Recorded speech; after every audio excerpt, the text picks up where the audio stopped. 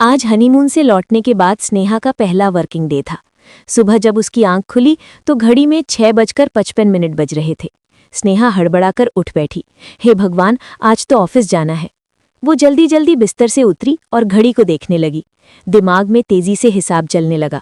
अगर वो 20 मिनट में तैयार हो जाए, फिर जल्दी से नाश्ता कर ले, तो शायद 8 बजे तक ऑफिस के लिए निकल सकती है। और शायद तब तक आदित्य भी उठ जाएगा और हंसते हुए कहेगा, चलो स्नेहा, मैं तुम्हें ऑफिस छोड़ देता हूँ। इन्हीं छोटी छोटी उम्मीदों के साथ स्नेहा तैयार हुई, लेकिन जैसे ही उसने कमरे का दरवाजा खोला, उसके कदम वहीं रुक गए। सामने उसकी सास शकुंतला देवी खड़ी थी। उनकी आंखें स्नेहा को इस तरह घूर रही थीं जैसे घर की बहू नहीं, बल्कि देर से आई कोई नौकरानी सामने खड़ी हो। ये कोई उठने का समय है बहू? तेरे ससुर जी कब से चाय के इंतजार में बैठे हैं। स्नेहा घबरा गई। जी माँ जी, अभी बना देती हूँ। वो जल्दी से किचन में चली गई। चाय बनाते समय पीछे से सास की आवाज आई, नौकरी करनी हो तो कर, हमें कोई दिक्कत नहीं, लेकिन घर के काम में कमी नहीं आनी चाहिए। सुबह का नाश्ता बनाकर जाएगी और दोपहर के खाने की तैयारी करके जाएगी। औरत की असली पहचान रसोई से होती है, नौकरी से नहीं। स्नेहा ने धीरे से कहा, जी माँ जी। उसी समय उसका फोन बजा।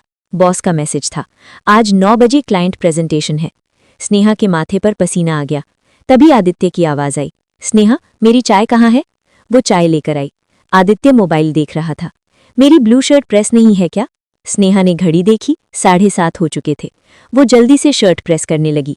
पसीना उसके माथे से टपक रहा था। आदित्य आराम से बोला, थोड़ा जल्दी उठा करो यार।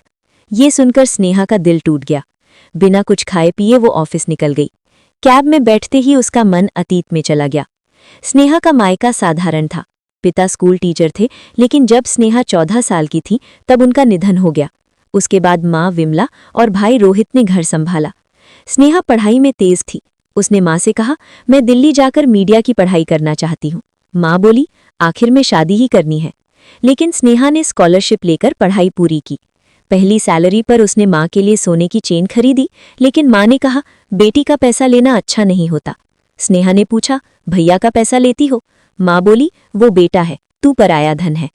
उस रात स्नेहा बहुत रोई थी। उसे लगा था शादी के बाद उसे अपना घर मिलेगा। फिर उसकी शादी आदित्य से हुई। आदित्य ने कहा था, तुम शादी के बाद भी करियर जारी रखना। स्नेहा को लगा था अब उसे अपना घर मिल जाएगा, लेकिन शादी के बाद उसे समझ आ गया कि सच कुछ और ही है। 3 महीने बीत गए। हर दिन स्नेहा सुबह 6 बजे उठती, घर का नाश्ता बनाती, दोपहर की तैयारी करती और ऑफिस जाती। शाम को लौटकर फिर रसोई में लग जाती। एक दिन ऑफिस से लौटकर वो थक कर बिस्तर पर लेट गई। आदित्य आया और बोला, माँ कह रही है तुमने चाय नहीं बनाई। स्नेहा बोली, मेरी तबीयत ठीक नहीं, क्या तुम बना दोगे? आदित्य बोला, मुझे किचन का काम नहीं आता, माँ क्या सोचेंगी? स्नेहा बोली, एक दिन बना दोगे तो क्या फर्क पड़ेगा? आदित्य गुस्से से बोला, यही प्रॉब्लम है इंडिपेंडेंट लड़कियों की, और कमरे से चला गया।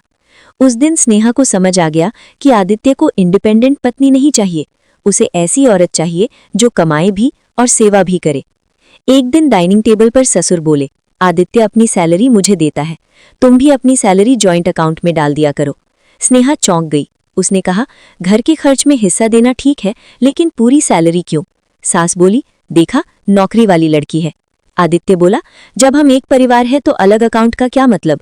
उस रात स्नेहा रोई और अगले दिन अपनी सैलरी जॉइंट अकाउंट में ट्रांसफर कर दी। अब हर महीने ऐसा ही होने लगा। उसे अपने ही पैसों के लिए पूछना पड़ता था। एक दिन उसने आदित्य से 5,000 मांगे। आदित्य ने 2,000 देकर कहा, इसी में काम चला लो। फिर एक दिन भाई रोहित का फोन आया, माँ को हार्ट अटैक आया है। डॉक्टर ने कहा ऑपरेशन में 3 लाख लगेंगे। स्नेहा ने आदित्य को फोन किया। आदित्य बोला, इतना बड़ा अमाउंट अभी नहीं हो सकता, तुम्हारा भाई है ना। फोन कट गया।